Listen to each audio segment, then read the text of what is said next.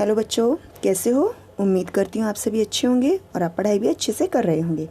जैसा कि आप जानते हैं कि मैंने आपको पिछले सारे वीडियोस में जो हिंदी विकास मंच द्वारा हिंदी ओलंपियाड का आयोजन किया जा रहा है उसके बारे में बताया, और इससे एक पहले जो वीडियो बनाया था उसमें मैंने कुछ भारतीय नेशनल जो इंडियन नेशनल सिंबल्स हैं उनके बारे में बताया था, क्योंकि ये उसमें एक पार्ट है जो सिलेबस हिंदी विकास मंच द्वारा दिया गया है ओलंपियाड का।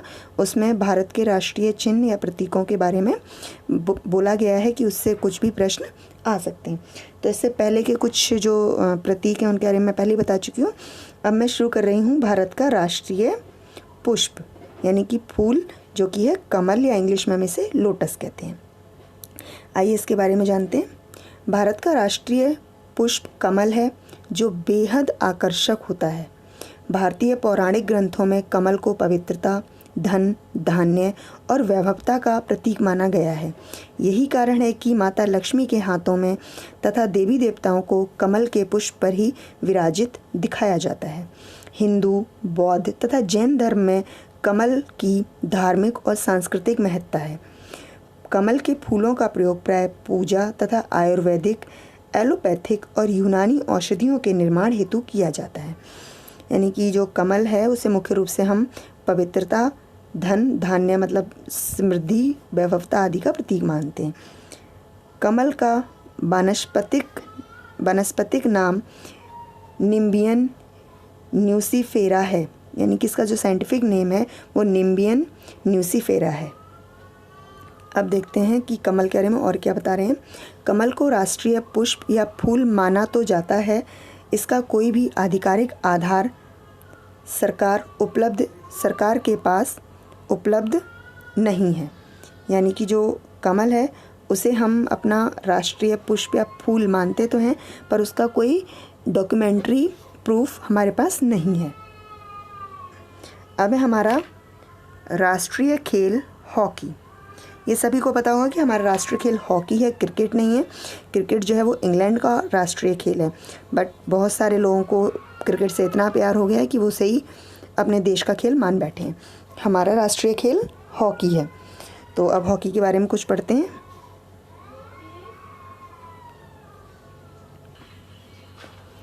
भारत का राष्ट्रीय खेल हॉकी को माना जाता है कि जब भारत ने ओलंपिक में हॉकी के खेल में लगातार 6 स्वर्ण पदक जीते थे, तब से हॉकी को भारत का राष्ट्रीय खेल माना जाता है। लेकिन भारतीय खेल मंत्रालय ने माना है कि आधिकारिक रूप से भारत में किसी भी खेल को भारत का राष्ट्रीय खेल घोषित नहीं किया गया है, लेकिन सरकारी वेब पोर्टल पर हॉकी को ही राष्ट्रीय खेल माना जाता है। यानी कि भारत ने लगातार, इंडिया ही एकमात्र ऐसी कंट्री है जिसने हॉकी के मैच में ओलंपिक में लगातार 6 बार स्वर्ण पदक जीता है, यानी कि गोल्ड मेडल जीता है, और किसी कंट्री ने नहीं जीता है।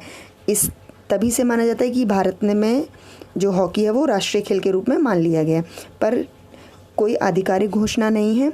सिर्फ आपको एक तरीके से मानने के तौर पर ही आप कह सकते हैं कि भारत का राष्ट्रीय खेल हॉकी है।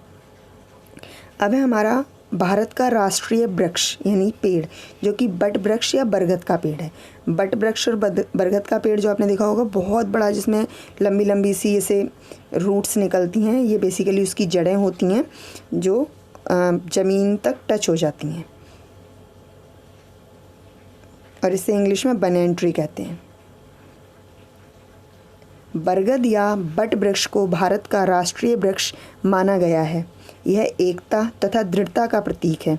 जिस प्रकार भारत में विभिन्न धर्म व जाति के लोग एक साथ निवास करते हैं, उसी प्रकार बरगद के पेड़ की शाखाओं, तने और जड़ों में छोटे छोटे कई जीव जंतु निवास करते हैं। साथ ही बट वृक्ष का हिंदू धर्म में विशेष धार्मिक महत्व भी है, एवं बरगद में कई औषधीय गुण भी पाए जाते हैं। बरगद एक बहुवर्षीय और विशाल वृक्ष होता है। आपको जानकर ये हैरानी होगी कि जो बरगद का पेड़ होता है वो 100 साल तक का या उससे भी ज़्यादा का पुराना हो सकता है।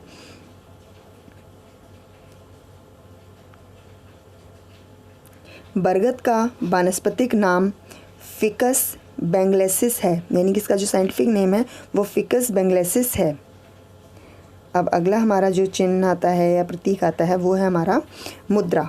भारत की राष्ट्रीय मुद्रा आप सभी को पता है वो रुपया है।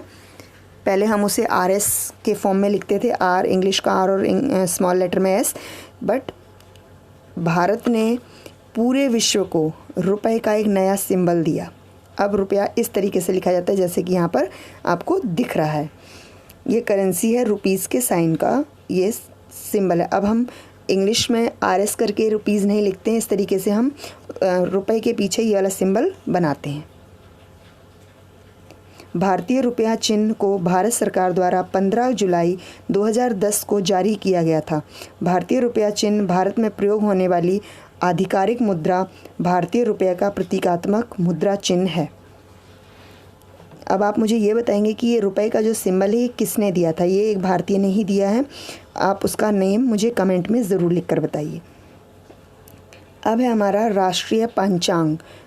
पंचांग का मतलब है जिससे हमारा कैलेंडर, हिंदी कैलेंडर डिसाइड किया जाता है, वो होता है पंचांग। ठीक है। राष्ट्रीय कैलेंडर शक संवत पर आधारित है। चैत्र इसका माह होता है और ग्रेगोरियन कैलेंडर के साथ साथ 22 मार्च 1957 से सामान्यतः 365 दिन निम्नलिखित सरकारी प्रयोजनों के लिए अपनाया गया है। यानी कि जो हम इंग्लिश कैलेंडर यूज़ करते हैं उसे हम ग्रेगोरियन कैलेंडर कहते हैं। उसी के साथ साथ हिंदी कैलेंडर भी, जिसे शक संवत कहा जाता है, उसमें भी 365 दिन ही माने गए हैं। अब भारत का राजपत्र, आकाशवाणी द्वारा समाचार प्रसारण, भारत सरकार द्वारा जारी कैलेंडर और लोक सदस्यों को संबोधित सरकारी सूचनाएं, ये जो जितने भी काम होते हैं सरकारी काम, वो उसी कैलेंडर के अनुसार माने जाते हैं। राष्ट्रीय कैलेंडर ग्रेगोरियन कैलेंडर की तिथियों से स्थायी रूप से मिलती जुलती हैं। सामान्यतः एक चैत्र 22 मार्च को होता है और लीप वर्ष में 21 मार्च को, यानी कि जो लीप वर्ष है उसमें एक दिन पहले हो जाता है और बाकी नॉर्मल डेज़ में एक दिन बाद में होता है। तो जो हमारा हिंदी का कैलेंडर है जिसमें महीनों के नाम है, जो कि मैं एक और वीडियो बनाऊंगी, उसमें जो महीनों के नाम है और जो इंग्लिश में महीनों के नाम है उसमें थोड़ा सा ही फ़र्क है। जैसे हमारा हिंदी महीनों में चैत्र पहला महीना माना जाता है और ग्रेगोरियन कैलेंडर में जनवरी पहला महीना माना जाता है, पर चैत्र महीना ग्रेगोरियन कैलेंडर के अनुसार मार्च में आता है। तो इस तरीके से मार्च से मार्च तक हिंदी कैलेंडर में एक साल पूरा माना जाता है, जबकि ग्रेगोरियन कैलेंडर या हम जो इंग्लिश कैलेंडर फॉलो करते हैं जनवरी फरवरी, उसमें जनवरी टू दिसंबर माना जाता है। अब है हमारा राष्ट्रीय गीत। आप सभी को पता होगा हमारा राष्ट्रीय गीत कौन सा है। अगर नहीं पता है तो प्लीज़ पता कीजिए, और जिसको पता है ज़रा कमेंट में लिखिए। जैसा कि मैं बता ही देती हूँ अब, वंदे मातरम गीत बंकिम चंद्र चटर्जी द्वारा संस्कृत में रचा गया है। यह स्वतंत्रता की लड़ाई में लोगों के लिए प्रेरणा का स्रोत था। इसका स्थान जनगण मन के बराबर है। इसे पहली बार 1896 में भारतीय राष्ट्रीय कांग्रेस के सत्र में गाया गया था। 24 जनवरी 1950 को इस गीत को मान्यता प्रदान की गई। इसका पहला अंतरा इस प्रकार है। इसमें ज़्यादा अंतरे नहीं लिए गए हैं, तो हम जनरली एक अंतरा या दो अंतरे ही गाते हैं। तो हमें ये पता होना चाहिए कि ये किसने लिखा है। ये बंकिम चंद्र चटर्जी द्वारा लिखा गया और जनगण मन के बराबर ही इसकी वैल्यू है। तो ये जनगण मन नहीं है राष्ट्रीय गीत हमारा, वो हमारा राष्ट्रीय गान है। राष्ट्रीय गीत हमारा वंदे मातरम है।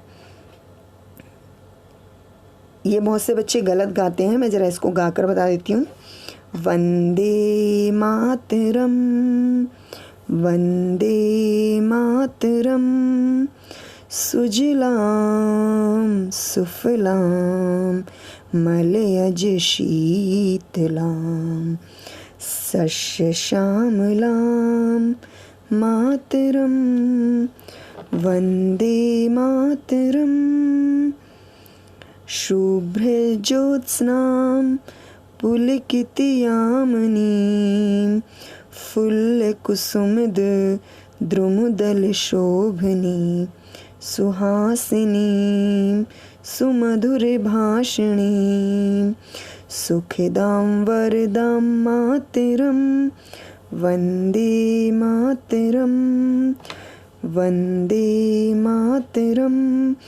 तो इस तरीके से हमारा राष्ट्रीय गीत है, और कोशिश करें इसे सही गाएं, क्योंकि ये संस्कृत के शब्द हैं तो थोड़ी बोलने में समझने में कठिनाई हो जाती है। अब आता है हमारा राष्ट्रीय फल। फल क्या है हमारा राष्ट्रीय, ये सभी को पता है, जिसे हम फलों का राजा कहते हैं, वही हमारा राष्ट्रीय फल है, यानी कि फलों का राजा आम। एक गूदेदार फल जिसे पकाकर खाया जाता है या कच्चा होने पर इसे अचार आदि में इस्तेमाल किया जाता है, यह मैंगीफेरा इंडिका का फल अर्थात आम है, जो उष्णकटिबंधीय हिस्से का सबसे अधिक महत्वपूर्ण और व्यापक रूप में उगाए जाने वाला फल है। इसका रसदार फल विटामिन ए, सी तथा डी का एक समृद्ध स्रोत है। भारत में विभिन्न आकारों, मापों और रंगों के आमों की 100 से अधिक किस्में पाई जाती हैं। आम को अनंत समय से भारत में उगाया जाता रहा है।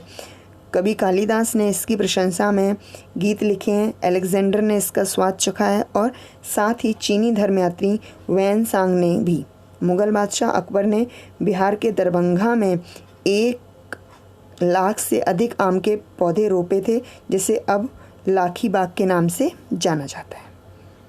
यानी फलों का राजा आम जो है वो हमारे यहाँ का ही राष्ट्रीय फल माना गया है। अब आती है हमारी राष्ट्रीय नदी। सभी को पता है राष्ट्रीय नदी जिसे हम सबसे पवित्र नदी मानते हैं, यानी गंगा हमारी राष्ट्रीय नदी है।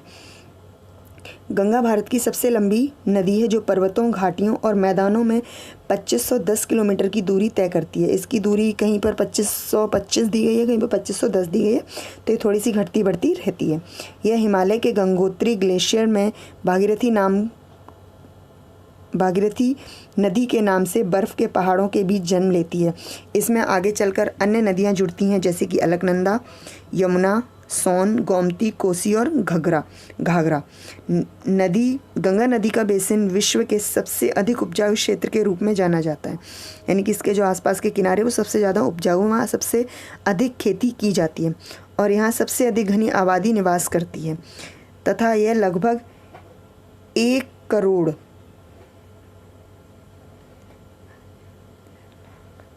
10 लाख वर्ग किलोमीटर में फैला हिस्सा है।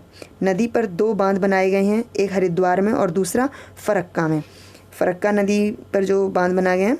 गंगा नदी में पाई जाने वाली डॉल्फिन एक संकटापन्न जंतु है, जो विशिष्ट रूप से इसी नदी में वास करती है। डॉल्फिन जो है वो इंडिया में ही गंगा नदी में ही पाई जाती है, जो कि अब खतरे में है, उसको ख़त्म होने वाली है, तो उसको बचाने के लिए बहुत सारी कोशिश भी की जा रही है।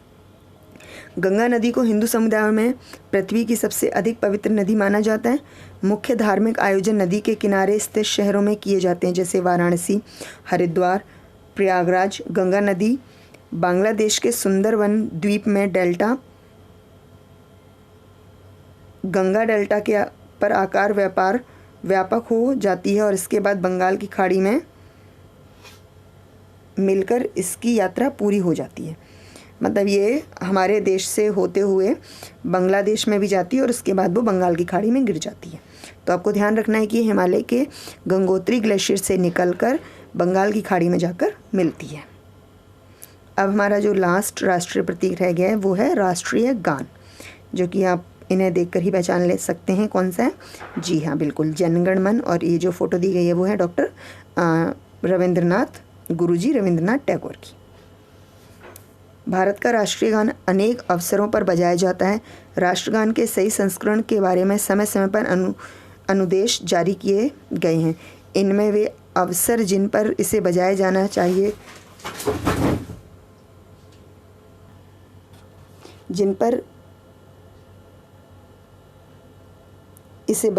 चाहिए और जिन अवसरों पर उचित गौरव का पालन करने के लिए राष्ट्रगान को सम्मान देने की आवश्यकता के बारे में बताया जाता है। सामान्य सूचना और मार्गदर्शन के लिए इस सूचना पत्र में इन अनुदेशों का सारांश निहित किया जाता है। राष्ट्रगान पूर्ण और संक्षिप्त संस्करण। स्वर्गीय कवि रविंद्रनाथ ठाकुर द्वारा जनगण मन के नाम से प्रख्यात शब्दों और संगीत की रचना भारत का राष्ट्रीय गान है। इसे इस तरीके से पढ़ा जाता है, क्योंकि इसे छत के नीचे नहीं पढ़ना चाहिए, तो इसे मैं आपको पढ़कर नहीं बताऊंगी। तो ये आपके स्कूल में लगभग रोज़ ही होता होगा, तो आप इसे अच्छी तरीके से जानते हैं। और जिसे इसका प्रोनाउंसिएशन सही से नहीं आता है, वो यहाँ से स्क्रीनशॉट लेकर इसका प्रोनाउंसिएशन भी सही से सीख सकता है। तो उम्मीद करती हूँ ये सारी इन्फॉर्मेशन आपके लिए यूज़फुल रहेगी। तो पढ़िए और हिंदी ओलंपियाड में ज़रूर पार्टिसिपेट करिए। एंड अगर ये वीडियो अच्छा लगे तो इस चैनल को लाइक कीजिए, सब्सक्राइब कीजिए। Thank you.